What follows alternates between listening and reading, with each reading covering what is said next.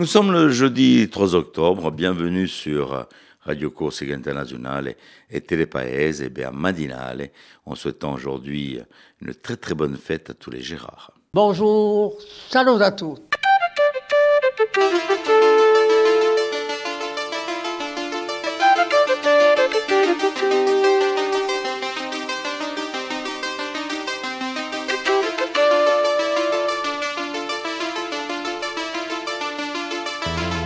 All'ascolto di Radio Corsica Internazionale, prima Radio Corsica. Siamo sempre qui. Bienvenue sur Radio Corse Internationale et Telepaese. Allez, comme la plupart des Corses, vous êtes réveillés sous l'eau ce matin avec des pluies sur l'ensemble de l'île. On va voir de suite le bulletin météo de ce jour avec Philippe Jam ainsi que l'information. Allez, on va retrouver bien sûr aujourd'hui nos invités. On va parler, comme d'habitude, tout au long de la semaine d'Artemare et puis nos invités avec, bien sûr, de la musique. Et on va parler de mandoline aujourd'hui. Allez, on se retrouve dans un petit moment, juste après la météo de Philippe Jam et juste après les infos.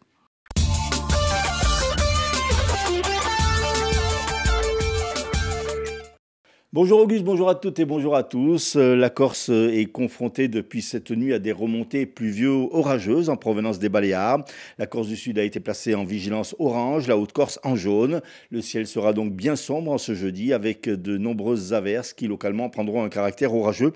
Le vent d'ouest sera faible à modéré le matin, se renforçant dans l'après-midi. Les maximales seront en baisse, seulement 14 à 19 degrés.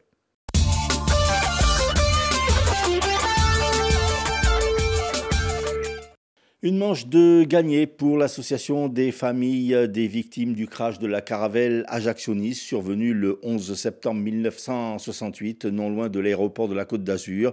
Plusieurs de ses représentants et leurs avocats seront en effet reçus par Patrick Sroza, le conseiller d'Emmanuel Macron, le 23 octobre prochain à l'Élysée. Pour mémoire, pour le collectif et ses avocats, le crash qui a fait 95 victimes ne serait pas dû à un incendie à bord de l'appareil, mais à un missile tiré par l'armée. Le tribunal pour enfants d'Ajaccio s'est penché hier sur le dossier de 3 jeunes mineurs au moment des faits, soupçonnés de faits homophobes en septembre 2023 dans la cité impériale. Reconnus coupables, une nouvelle audience aura lieu fin octobre pour fixer les peines. Un contrat de mixité sociale a été signé hier entre la ville d'Ajaccio, l'ACAPA, l'État et l'Office foncier de la Corse en vue de la construction de 526 nouveaux logements d'ici 2025.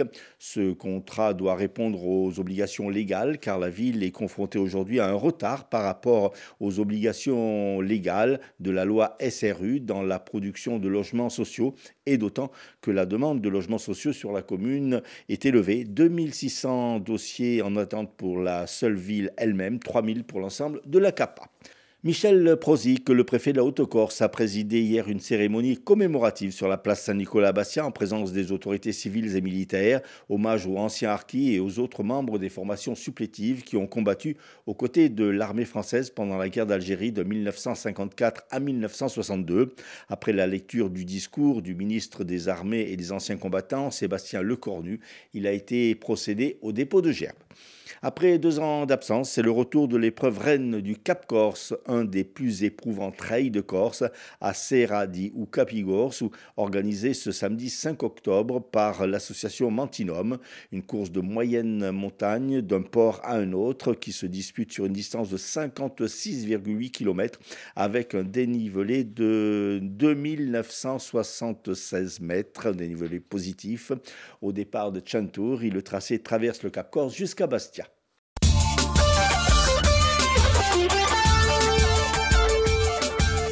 Merci Philippe. Voilà donc pour votre bulletin météo. Soyez prudents sur les routes quand même aujourd'hui. Un détour sur les hippodromes de l'Hexagone pour y faire un petit détour pour les pronostics hippiques.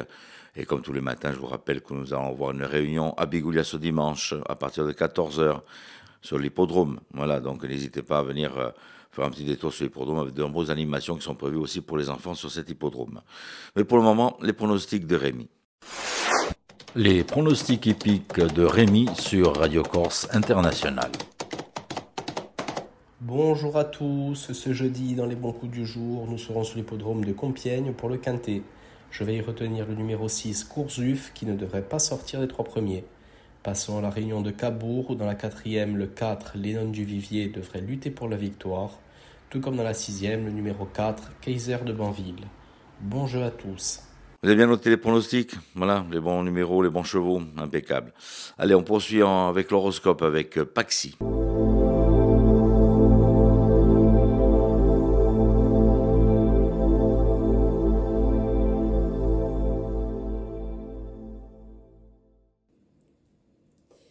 Et bonjour à tous, on se retrouve pour ce jeudi, voir un petit peu ce que l'on a à vous dire et vous annoncer. Les béliers, alors, il se peut qu'aujourd'hui vous ayez des situations assez compliquées, assez fortes en émotions à gérer. Ne laissez pas l'impulsivité vous prendre le contrôle de vos actions. Faites preuve de réflexion justement sur ce que vous allez faire face à ces situations peu agréables. Les taureaux, vous allez avoir des nouvelles qui vont certainement vous donner quand même une sensation de perte. Il y a des choses qui vont bouger, qui vont changer, qui vont se terminer, qui vont être amenées à une évolution différente. Adaptez-vous et voyez qu'est-ce que vous pouvez faire pour aller au mieux à votre rythme vers ce changement. Les Gémeaux, vous allez vous sentir soutenus par vos proches, par vos amis, par les personnes qui vous aiment et ça fait du bien. Les Cancers, vous allez avoir justement de bons résultats avec vos amis et certaines discussions qui peuvent concerner justement vos amis ou des situations. En tout cas, pas d'inquiétude. La finalité des choses sera bien plus sympathique que ce que vous pouvez imaginer. Les Lions, vous allez peut-être vous sentir particulièrement perturbé aujourd'hui dans le domaine sentimental. Ne vous inquiétez pas, ce n'est qu'une phase de transition, ça ne va pas durer. Les Vierges, vous avez le succès par rapport à vos actions, à vos efforts et à votre côté pragmatique. Les Balances, aujourd'hui vous allez avoir des idées très fructueuses qui vont apporter de bons résultats au niveau du côté professionnel ou au niveau du côté financier. Les Scorpions, aujourd'hui sera peut-être une journée sous le signe du repos.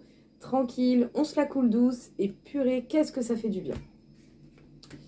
Les Sagittaires, vous allez avoir des informations qui aujourd'hui vont vous permettre de rebondir sur une situation qui était bloquée jusqu'à présent. En tout cas, vous allez pouvoir avancer et ça c'est cool. Les Capricornes, vous allez vous sentir particulièrement heureux par rapport au domaine sentimental. Peut-être pour certains, pourquoi pas, une rencontre intéressante et pour d'autres, simplement une très belle journée avec la personne que vous appréciez. Les Verseaux, votre envie de changement se fait sentir, mais pour le changement, il faut également s'adapter aux événements que la vie vous apporte. Et enfin, les Poissons, les reproches et les critiques peuvent être compliqués à accepter par moments. Ça va vous donner une certaine lenteur dans votre avancement personnel. Prenez le temps qui est nécessaire et avancez surtout à votre rythme. Rien n'est imposé. Voilà tout le monde, je vous souhaite à tous une belle journée et je vous dis à bientôt.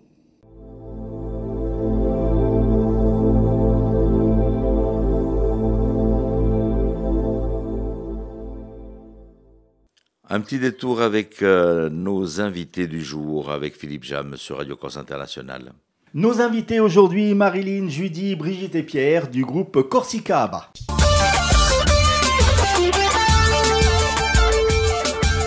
Marilyn, Judy, Brigitte et Pierre, bonjour. Marilyn, bonjour. Corsica ABBA, en quelques mots, comment ça, l'existence, la genèse du groupe? Alors, Corsica ABBA est né en 2016, hein, c'est ça, Judy? En 2016.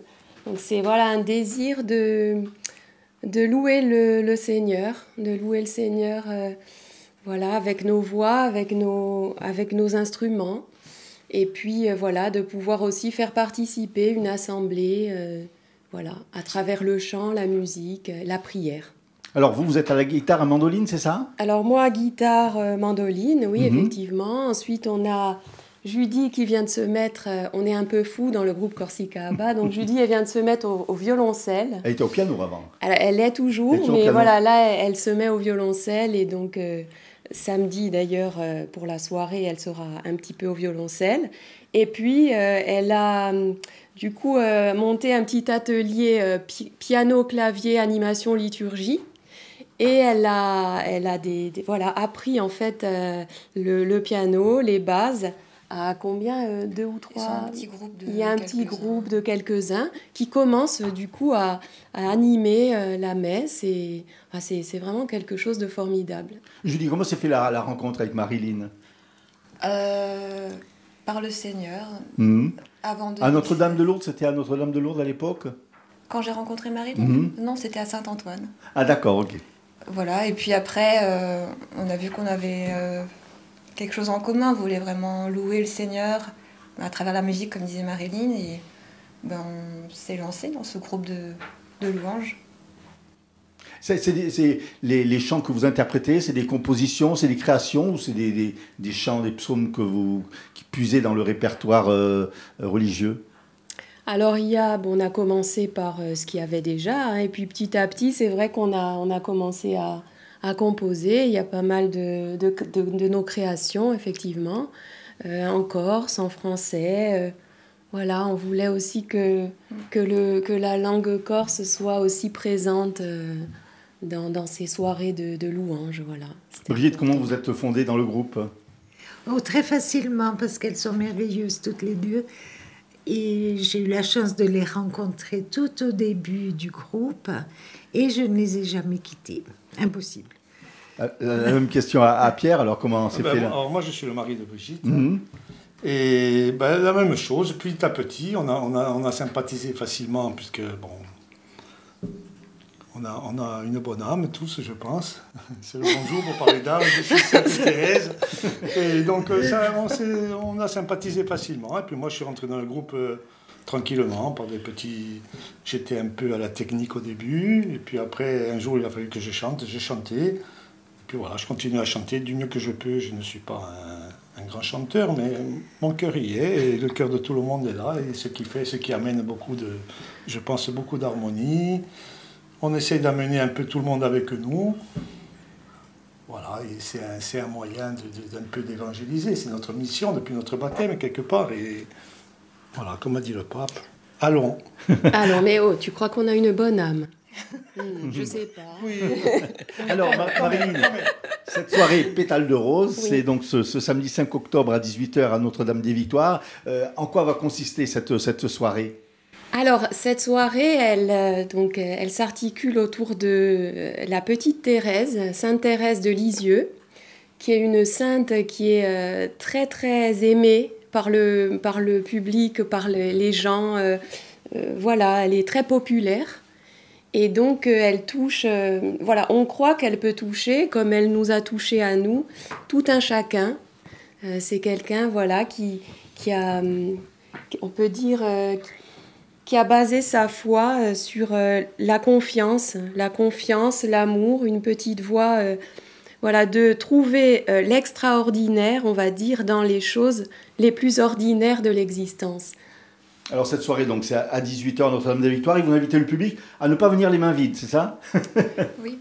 Donc en fait, pétales de rose, parce que Sainte Thérèse a dit elle-même, lorsqu'elle sera au ciel, vous verrez, ce sera comme une pluie de roses. C'est-à-dire qu'elle veut déverser des grâces pour que les gens que leur cœur soit touché, qu'ils aillent vers le Seigneur.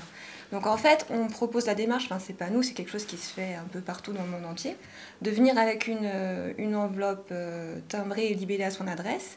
Et lors de cette veillée de prière, l'invitation à la démarche, c'est d'écrire à Thérèse une lettre de demande, d'intercession, ce qu'on a sur le cœur, et donc on la met dans l'enveloppe, on la dépose donc dans l'urne qui y sera, et cette enveloppe ne sera pas ouverte bien sûr, mais elle sera renvoyée 1 an après à l'adresse de la personne, et en fait la personne au bout d'1 an voit comment l'année s'est écoulée, comment le Seigneur a répondu ou non à ses demandes.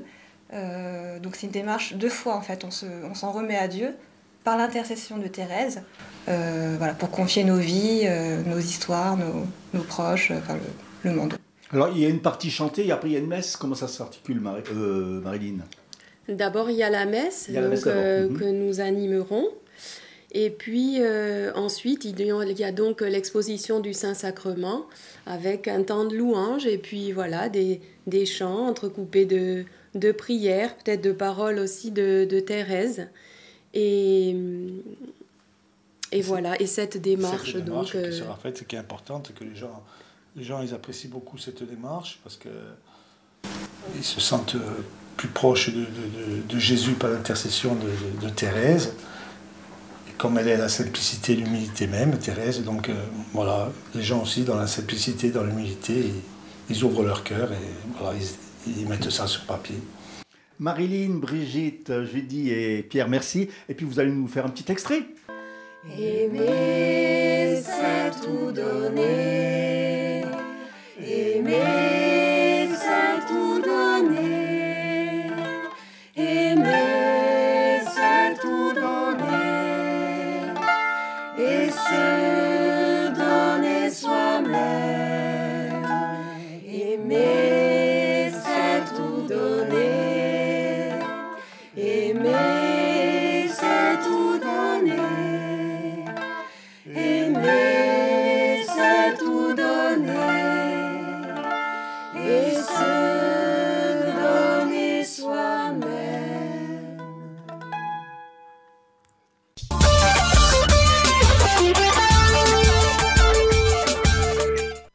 Tout au long de la semaine, vous avez bien sûr Arte Mare, avec une belle diffusion hier soir du film Le Royaume, qui sera rediffusé aujourd'hui du côté de Biguglia, au Spazio Culturale et Carlo Rocchi. Voilà, parce que pour ceux qui n'ont pas pu le voir hier soir, du côté de l'Albor. Alors profitez-en, allez faire un petit détour. Nos invités donc d'Arte Mare.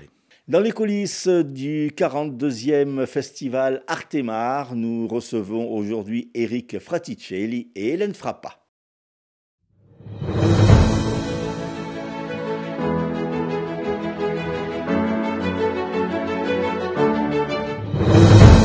Hélène Frappa, bonjour. Bonjour. Alors, vous êtes invitée du festival Artemare pour cette 42e édition. Vous êtes membre du jury de la compétition méditerranéenne. Comment s'est fait un petit peu votre venue à ce festival ?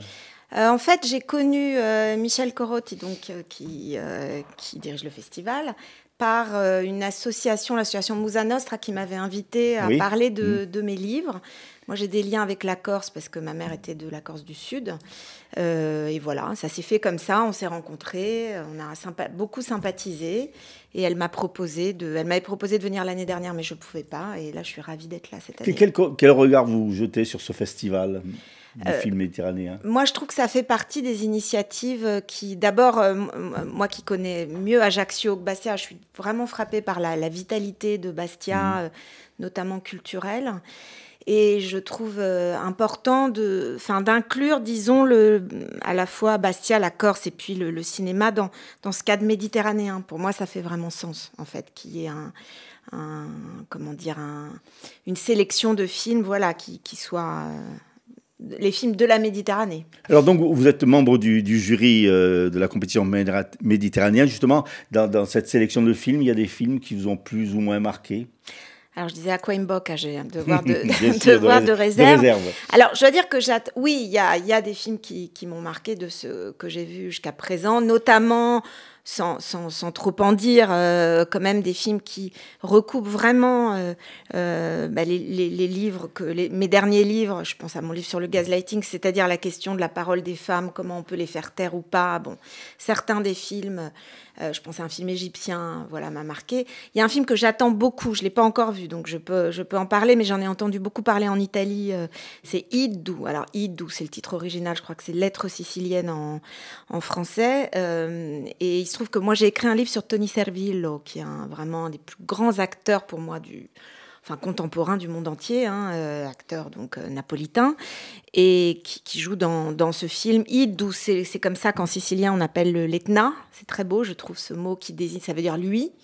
Et voilà, c'est un film que j'attends, mais pour le reste, je n'en dirai pas plus dans le détail. Alors, pour en parler plus, vous allez peut-être avoir moins de scrupules à en parler. Comment vous voyez le cinéma corse ? Parce qu'il y a de plus en plus de réalisateurs, de comédiens. Alors moi, ça fait des années et des années, enfin depuis, moi j'ai passé une bonne partie de ma vie en Corse quand j'étais petite, 4 mois par an, toutes les vacances scolaires. Donc c'est vrai que comme j'ai toujours été beaucoup au cinéma, je me disais, mais comment ce territoire qui est tellement... enfin, je veux dire, unique en France, qui est vraiment un lieu, par exemple, pour moi, je me disais de western, il y a ça nulle part ailleurs, pas seulement pour les paysages d'ailleurs.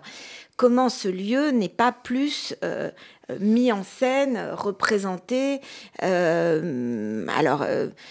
Donc, c'est vrai que ces derniers temps, moi j'ai beaucoup aimé le film de Thierry de Peretti, que j'ai même vu 2 fois. J'avais lu le roman de Jérôme Ferrari et je trouve que c'est un film et en général, les films de Thierry de Peretti sont extrêmement pertinents, très forts sur la Corse. J'attends beaucoup alors apparemment, il y a un western qui a été présenté au festival, le film de Ferracci, oui. Voilà, que je n'ai pas vu, mais que j'attends beaucoup. Je sais que des amis à moi l'ont vu à Venise et au Festival de Venise et m'ont dit ont adoré. J'avais adoré Icomet il y a quelques années. C'était il y a 2 ans, je crois. C'était un premier film que j'ai trouvé absolument génial, qui était d'ailleurs en partie encore sous-titré, enfin une sorte de comédie musicale. Donc voilà, je pense que c'est un lieu. Moi, je suis cousine, enfin, de lointainement de Pierre Clementi, qui était un acteur. Donc personne ne sait ces liens qu'il avait avec la Corse et et je pense qu'il a été d'ailleurs très repéré par le cinéma italien, qui était notamment par Visconti, qui était un cinéma qui probablement voyait mieux la spécificité de cette île. On va faire un petit zoom maintenant sur votre actualité, donc, parce que vous avez tellement de choses, vous faites tellement de choses, vous écrivez, vous critiquez. Quelle est un peu votre actualité ? En 2023, il y a 2 livres, j'ai publié 2 livres qui sont un roman qui s'appelle 3 femmes disparaissent, autour d'une lignée d'actrices hollywoodiennes, donc qui est paru chez Actes Sud, et puis un essai, mais qui fait un peu un diptyque avec 3 femmes disparaissent, qui s'appelle Le gaslighting ou l'art de faire taire les femmes, qui est un livre aussi qui part d'un film comme objet de pensée. Voilà. Donc c'est vrai que le cinéma occupe une place vraiment importante dans mon œuvre, en fait, parce que vous faites ma vie. Vous faites pas mal de critiques, d'émissions sur le cinéma. Alors moi je me considère pas comme une critique, parce que c'est pas vraiment c'est pas une activité qui m'intéresse beaucoup, moi, personnellement. Vous mettez en lumière les films ? C'est vraiment, disons, avec le gaslighting, moi, je viens de la philosophie, en fait, à l'origine, et pour moi, c'est vraiment un objet de pensée, c'est-à-dire un objet de pensée, un objet de rêverie. Donc, c'est vrai que moi, je ne parle que des films que j'aime, qui m'ont marqué. C'est dans ce sens-là que la critique n'est pas du tout une activité qui, moi, me correspond, mais même si j'en ai fait il y a longtemps. Mais voilà, c'est mettre au cœur à la fois de la réflexion, de la rêverie, cet art qui est encore, à mon avis, sous-estimé. Vous avez des livres en projet aussi ? J'ai un livre en projet, à Coimbra, j'en parle pas. J'ai signé le contrat, il va être très italien, très italo, oui, pas seulement italien, mais je pense que je suis convaincue, en fait, qu'il y a un rapport entre l'Italie et le cinéma. Et d'ailleurs, j'ai écrit un livre sur Rossellini et un livre sur Tony Servillo. Ils ont un point commun qui est que ce pays et cet art sont le laboratoire de notre avenir. Il faut regarder les films et l'Italie pour comprendre ce qui va nous arriver. Et je regarde beaucoup ce qui se passe actuellement politiquement en Italie et ça m'inspire beaucoup. Voilà. Hélène Frappa, merci beaucoup. Merci à vous. Et puis on vous retrouve bientôt donc pour cette compétition du film méditerranéen. Merci.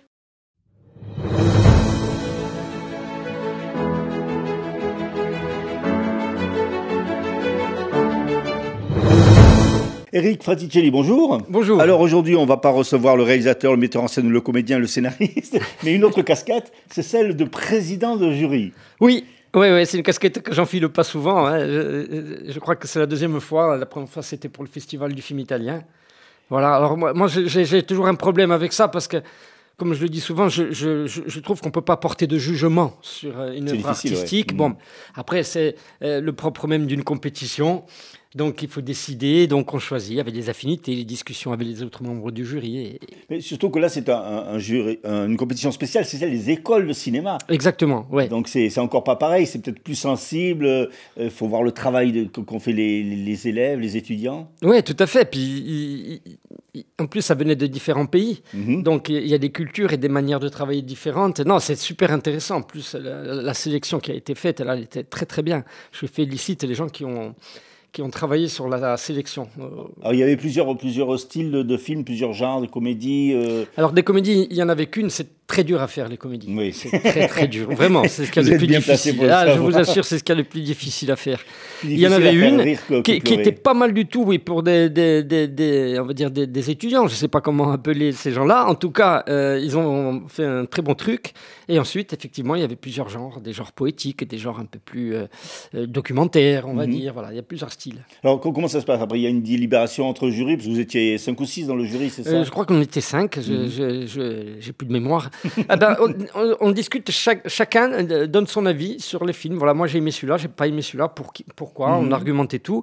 Et d'ailleurs, en tout cas, personnellement, grâce à cette discussion, un peu changé d'avis, parce que j'hésitais entre 2 films, et la discussion avec les autres m'a ouvert l'esprit sur comment aborder un de ces 2 films que je plaçais plutôt en seconde position pour le mettre finalement en première. On sort avocat, quoi, en fait, d'un film. Ouais, on donne ce qu'on pense, et quand on entend la pensée des autres, on a un point de vue, du coup, qui change, et c'est bien, c'est l'ouverture d'esprit, quoi. Alors, vous parliez tout à l'heure que vous aviez été jury donc, au festival italien, un festival de Bastia.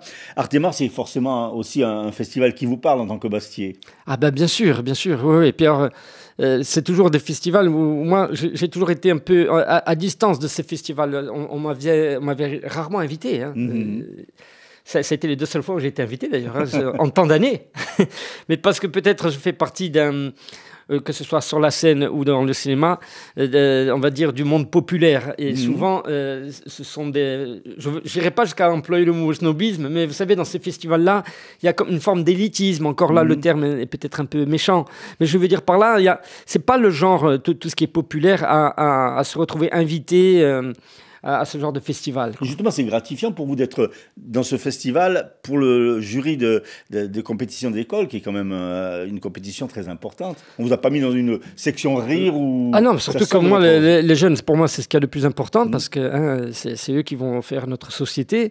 Et c'est plus que gratifiant, ça me donne du plaisir, et ça me fait plaisir, tout simplement, de contribuer, d'apporter ma petite pierre à l'édifice. Alors, on va faire un zoom un peu sur vous, puisque vous avez explosé l'audimat je crois que c'est la semaine dernière avec Permis de construire. Ça aussi, c'est une belle aventure. Hein, c'est une belle aventure, surtout qu'on s'apprête à tourner la suite. Donc c'est tombé vraiment pile poil. Du coup, tous les partenaires, que ce soit la Warner Bros, Canal+, les chaînes de télé, tout ça, ils y vont volontiers, ils y vont à fond. Et puis, j'étais justement aussi invité en Suisse parce que le film a été diffusé là-bas. Il a fait un carton là-bas aussi. Donc ça aide déjà par rapport au public, parce que moi je m'adresse à lui d'abord, mais ça m'aide pour pouvoir continuer d'autres projets, pour pouvoir avancer encore, quoi. Un projet on a l'impression que vos films, c'est une histoire de famille aussi. Le clan, Inestimable, oui. C'est toujours un petit peu le noyau dur. Il y a un noyau dur autour de vous. Alors, c'est en famille presque. Pour 2 raisons. Une qui est la plus importante, sentimentale. C'est-à-dire que même quand je vois des films anciens où on voyait beaucoup ça avant dans les films, par exemple autour de Funès, on voyait toujours à peu près les mêmes personnes, les mêmes comédiens, exactement. Et deuxièmement, il y a un côté pratique, parce qu'on connaît par cœur nos comédiens et comédiennes, et ils me connaissent par cœur, on sait comment on fonctionne, on gagne un temps fou, on n'est pas là pour prouver quelque chose, et on élimine beaucoup d'étapes qui d'habitude parasitent, et là on va droit au but, quoi. Et en fait, quand vous écrivez, vous pensez déjà à l'acteur, vous dites... Alors, quand j'écris le personnage, non, je fais pas ça, parce que si jamais le comédien ou la comédienne n'est pas dispo ou n'aime pas le rôle, je me retrouve embêté. Donc non, j'écris vraiment le personnage en fonction de l'histoire, et après, je regarde de suite autour de moi qui est fait pour jouer ça. Alors vous parlez de projets, il y a la suite Permis de construire, il y a d'autres projets en plus. Alors il y a énormément de projets, c'est une rentrée chargée pour moi.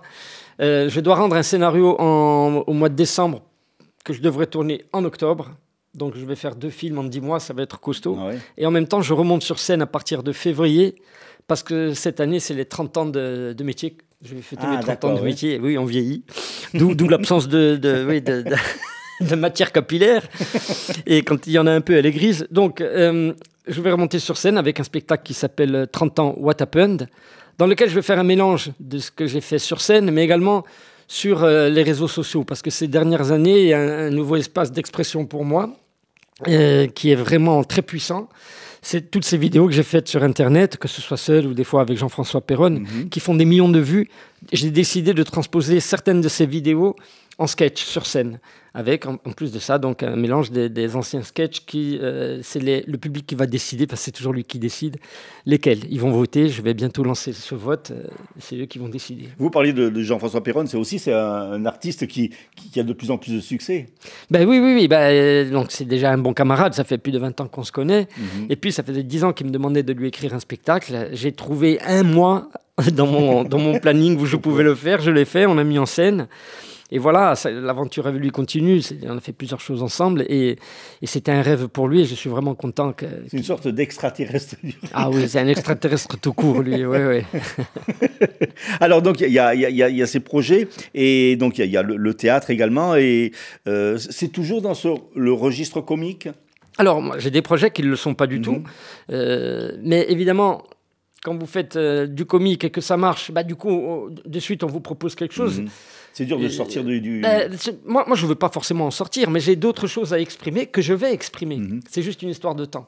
Alors ça c'est le côté réalisateur, mais on vous propose aussi des films, ça doit être... Ah oui, j'ai déjà joué plusieurs fois des choses non comiques, notamment dans la série Mafiosa, dans la série Les Beaux Mecs, avec Simon Abkarian, là, plus récemment, avec Pierre Lech, dans La Plaine Orientale, qui va sortir au mois de janvier sur Canal+, dans Le Bureau des légendes avec Eric Rochant. Donc j'ai fait déjà beaucoup de rôles sérieux aussi. En tant que comédien, oui. Vous avez le temps de revenir un petit peu à Bastia. Figurez-vous que je vis à Bastia. Ah, c'est bien. C'est assez rare pour un réalisateur corse. Je vis à Bastia et je travaille ici. Vous voyez, le prochain film de Le Permis de reconstruire, ça va s'appeler. Donc je ne suis pas parti une seule fois à Paris. De la signature du projet à l'écriture, au financement, tout, je n'ai pas bougé de Bastia pour le faire, tout par visio. Donc, on peut faire ce métier et vivre en Corse. Éric, merci beaucoup. Merci on rappelle que vous étiez notre invité, donc vous êtes président du jury compétition des écoles.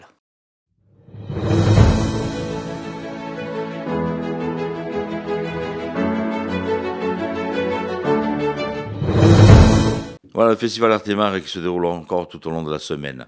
On va se faire un petit détour sur les titres de l'info et on revoit un tout petit peu aussi la météo de ce jour avec Philippe Jam.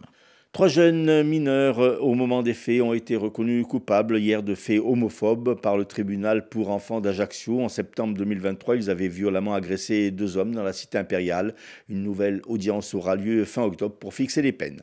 L'association des familles des victimes du crash de la Caravelle ajaccionnaise, survenu le 11 septembre 1968, sera reçue le 23 octobre à l'Élysée par Patrick Troda, le conseiller d'Emmanuel Macron. Et puis un contrat de mixité sociale a été signé hier entre la ville d'Ajaccio, la CAPA, l'État et l'Office foncier de la Corse en vue de la construction de 526 nouveaux logements sociaux d'ici 2025. Météo, ciel gris et forte pluie attendue ce jeudi sur l'île. Merci Philippe. Allez, on va finir notre matinale avec Marie-Ange Gironemi pour faire un petit détour sur ces villages de Corse. Salut a tutti! Sono assai felice di ritrovarvi questa matinale di RCI Radio Corsica Internazionale. Dunque, cosa avemo? Ci ne valemo in Bonivaggio. Allora, a radio, d'altri giorni, un'epoca storia contabile, non ta agida di Bonivaggio, non ta stu paese, non ta so lingua, perché sapete che il Bonivagginco non è mica un corso come l'altri. O Bonivagginco di una vera lingua, di una lingua a mezza lingua corsa, di una lingua Bonivagginca. Allora, un'epoca ieti non ta Bonivaggio, si dice sisa in Calvi e in Bonivaggio, vuol dire sisa in di loco.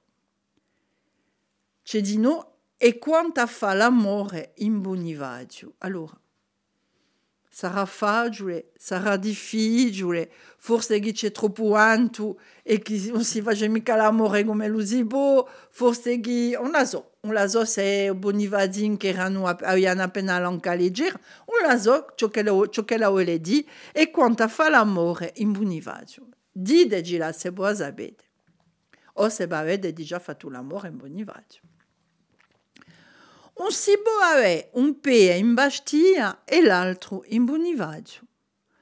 Allora, questo è sicuro che Bastia dia un nord, Bonivaggio all'estremità sudana di Corsica, dunque Baleari non si può mica essere in due luoghi a tempo. Un duradanto in Bonivadio l'acqua submarina. Allora, di un poco d'acqua e dell'importanza dell'acqua in Bonivadio. Sapete che in Bonivadio ci sono l'affare da ridare l'acqua nel gas, perché ha sempre mancato l'acqua in Bonivadio.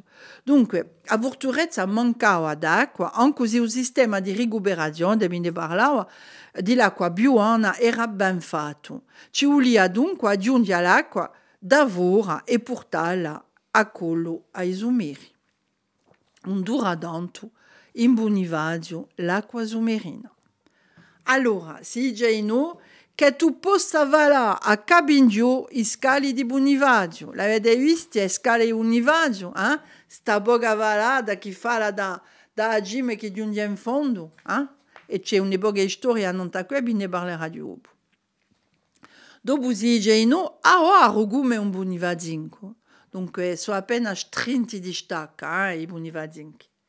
Dunque, i Bonivadinchi hanno messo a mamma il Livorno. Allora, quelli che sanno perché, a me mi interessa di Isabella. E ce ne pochi sumeri in Bonivadio.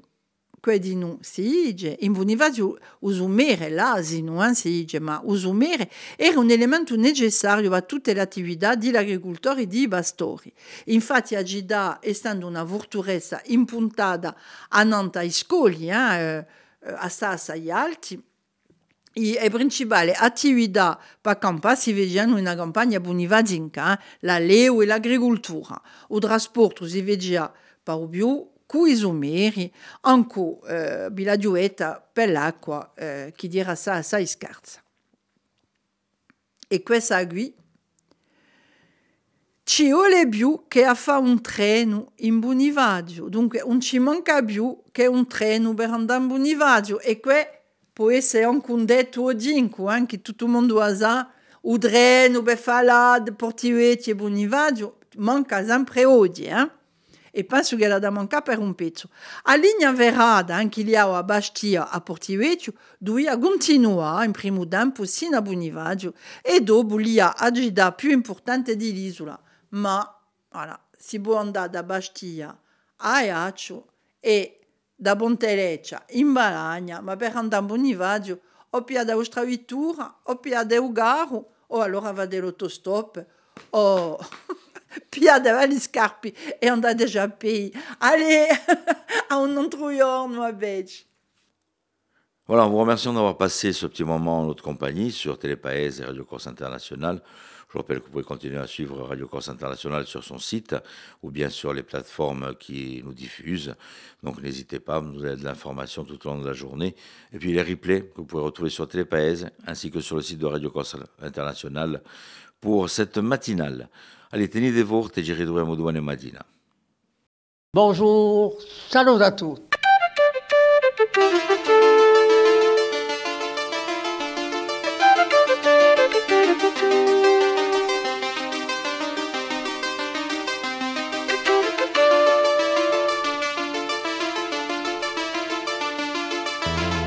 All'ascolto di Radio Corsica Internazionale, prima Radio Corsica. Siamo sempre qui.